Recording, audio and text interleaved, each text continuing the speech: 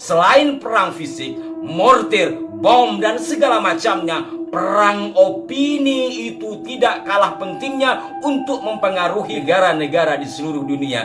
Ada yang bertanya kepada kami, apakah ada peran Bu Alwi dalam 10 November? Semua elemen masyarakat berjuang, termasuk juga dari kalangan Cina. Dalam perang 3 hari sebelum 10 November, Cina juga.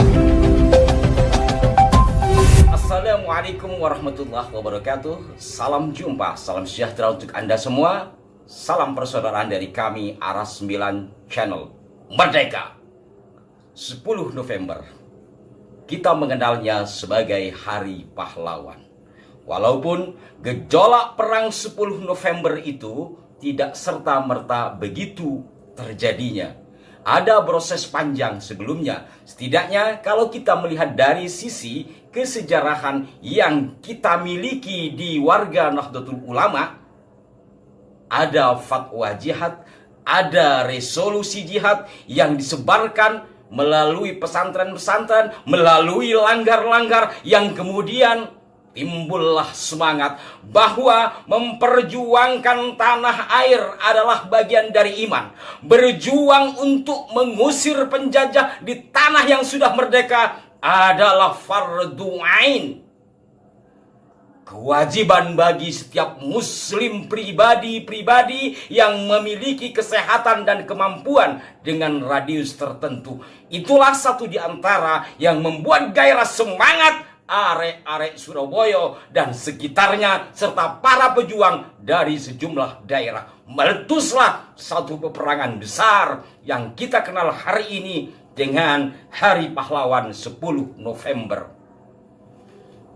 Ada barisan pemberontakan Bung Tomo, ada barisan-barisan pejuang lainnya, ada laskar-laskar, ada pula rakyat jelata, ada galangan santri, ada laskar Hizbullah yang dikomandoi para kiai NU, ada laskar Sabilillah. Semua bersatu padu bagaimana bisa mempertahankan kemerdekaan Republik Indonesia. Nah, saudara-saudaraku sekalian, satu di antara kiai yang fenomenal berkenaan dengan 10 November, kecuali Kiai Haji Hashim Asy'ari dan Kiai Haji Abdul Wahab Asbullah, adalah Kiai Haji Abbas Buntet, yang mana hal ini tentu kita sudah banyak mengetahuinya. Ada beberapa sisi yang akan kami sampaikan di sini yang mungkin tidak banyak memahami, yakni peran-peran sejumlah elemen masyarakat, termasuk juga betapa pentingnya penyampaian informasi melalui radio, melalui siaran. Kenapa? Ini mungkin sebagian sudah umum mengetahui ya. Jadi perkembangan medsos hari ini juga terjadi pada masa-masa itu, bahwa dalam siaran-siaran internasional, katakanlah demikian, informasi keluar negeri oleh pihak Inggris kah, oleh pihak Belanda kah, bahwa Indonesia, Hindia Belanda, mereka sebut itu masih bagian dari Belanda. Karena memang secara status quo ketika Jepang kalah dengan sekutu, mestinya kembali lagi ke Belanda. Kok tiba-tiba Soekarno atas nama bangsa Indonesia memerdekakan diri? Dari mana dasarnya? Demikianlah kurang lebih yang tersiarkan. Sehingga kemudian tentara Inggris atau sekutu yang dikomandani oleh Malabi juga membawa tentara Gurkha. Maka ketika sampai di Surabaya, sebagian atau beberapa kompi dari Gurkha itu ingin pulang kembali, minta untuk pulang. Kenapa? Karena mereka merasa tertipu. Yang mereka tahu bahwa Soekarno adalah gembong ekstremis, begitu di pemancar radio secara internasional. Tetapi setelah sampai ke sini, ternyata Soekarno adalah seorang presiden dan muslim pula. Sementara rakyat Indonesia bukan gerombolan ekstremis, melainkan rakyat yang sedang mempertahankan kemerdekaannya. Nah, selain perang fisik, mortir, bom, dan segala macamnya, perang opini itu tidak kalah pentingnya untuk mempengaruhi pemerintah di seluruh dunia, untuk mempengaruhi rakyat dan negara-negara di seluruh dunia. Satu di antara peran penting itu disampaikan oleh Bung Tomo. Selain Bung Tomo memiliki laskar yang berperang di lapangan, Bung Tomo juga memiliki radio yang diberi nama Radio Pemberontakan Rakyat Indonesia. Nah, Satu di antara penyiar yang diandalkan oleh Bung Tomo adalah seorang bule. Bule. Ya, bukan. Ada yang bertanya kepada kami, apakah ada peran Bu Alwi dalam 10 November? Saya pikir tidak perlu ke sana lah ya. Perjuangan mungkin ada, tapi kita tidak tahu. Yang pasti ada dan memiliki peran yang kemudian menjawab berbagai hal yang menjadi misteri terkait dengan 10 November itu terjawab di buku ini, Revolt in Paradise atau Revolusi di Nusa Damai, yang ditulis oleh pelaku sejarahnya yaitu Morel Stud Walker, yang kemudian diangkat anak di Bali oleh seorang raja. Dia menjadi ketut tantri, dan ketut tantri ini panjang kisahnya hingga kemudian tanpa diketahui sendiri oleh dia, ternyata dalam tanda petik dia terjebak berada di dalam barisan perjuangan rakyat yang berada di bawah komando Bung Tomo. Disinilah peran tantri luar biasa. Selain untuk turun ke lapangan karena dia boleh dan pintar bahasa Inggris kan, sehingga tidak begitu dicurigai oleh tentara sekutu.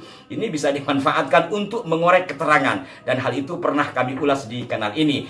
Khusus terkait dengan bom pertama meledak, di sini tantri memberikan kesaksiannya, dan kami akan bacakan kilasan dari yang ditulis oleh tantri dalam buku ini berkenaan dengan bom pertama dijatuhkan di Surabaya tersebut.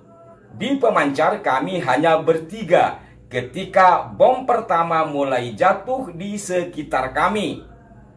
Penyiar kami seorang Indonesia sudah pergi ke pegunungan sehari sebelumnya untuk mempersiapkan tempat yang baru yang lebih aman. Seorang pegawai Arab dan aku sendiri sedang berada di studio dan tidak apa-apa.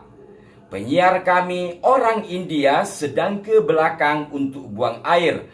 Pecahan mortir mengenainya dan menemui ajalnya seketika. Nah, kalau tadi di sini disebutkan ada pegawai Arab ya yang selamat, kemudian penyiar yang India meninggal kena pecahan mortir. Apakah Arab Balwi atau apa? Wallahu a'lam lah. Saya pikir tidak perlu ke sana, bahwa pada saat itu semua elemen masyarakat berjuang, termasuk juga dari kalangan Cina. Dalam perang 3 hari sebelum 10 November, Cina juga terlibat. Demikian dalam salah satu buku yang saya baca, satu di antaranya dalam buku Fatwa dan Resolusi Jihad Ki Agus Sunyoto. Dan saudara-saudaraku sekalian, apa yang dilakukan oleh tantri itu mirip-mirip dengan peristiwa hari ini di dalam persoalan kesejarahan dan nasab.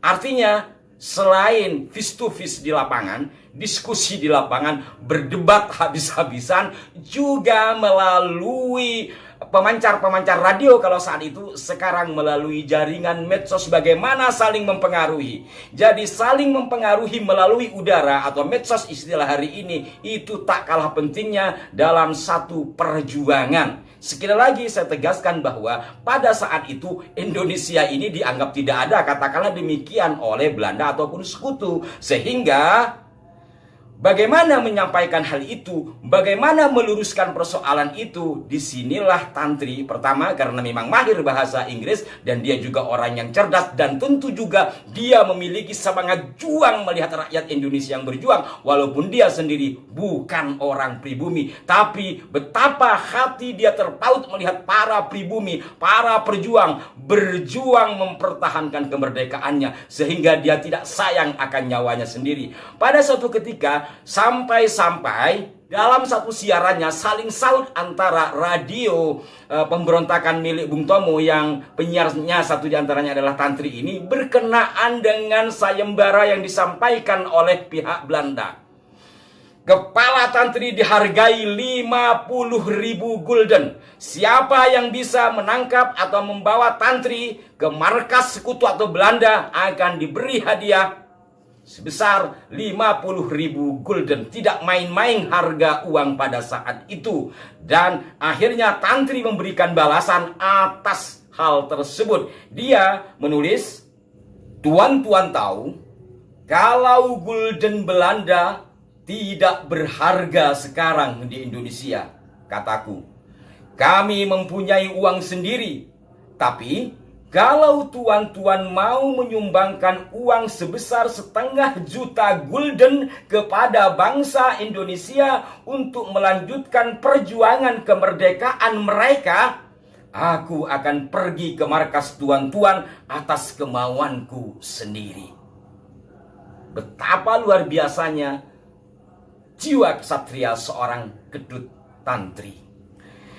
Jadi pada intinya, saudara-saudaraku sekalian, di dalam mempertahankan kemerdekaan Republik ini, mulai dari sebelum 10 November, ketika 10 November, dan seterusnya hingga nanti terjadi agresi Belanda kedua, kemudian terjadi KMB, perjuangan itu tidak pernah berhenti. Apakah perjuangan secara fisik, perjuangan secara opini, perjuangan juga dengan cara-cara spiritual keagamaan. Kalau kita membaca satu di antaranya dalam buku Pertumbuhan dan Perkembangan NU, betapa kiai-kiai NU pada saat itu selain turun ke lapangan dengan laskar Hizbullah dan Sabilillah, juga berjuang secara spiritual, artinya melantunkan bacaan-bacaan, melantunkan istighasah dari masjid ke masjid, di musola-musola, di pondok-pondok, demi para pejuang yang berada di medan laga itu diberikan kemenangan. Segala hal dilakukan. Maka dengan demikian, saudara-saudaraku sekalian,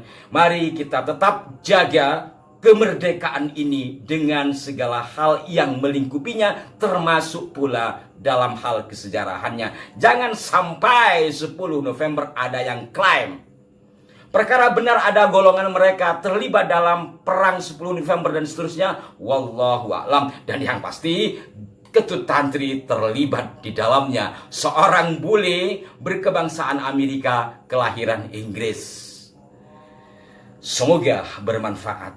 Dan semoga pula para pejuang yang telah menegakkan kemerdekaan negeri ini diberikan terang alam kuburnya, diampuni segala kehilafannya, dan diterima sebagai hambanya. Amin.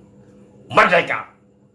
Mohon maaf jika ada kekeliruan. Wassalamualaikum warahmatullahi wabarakatuh.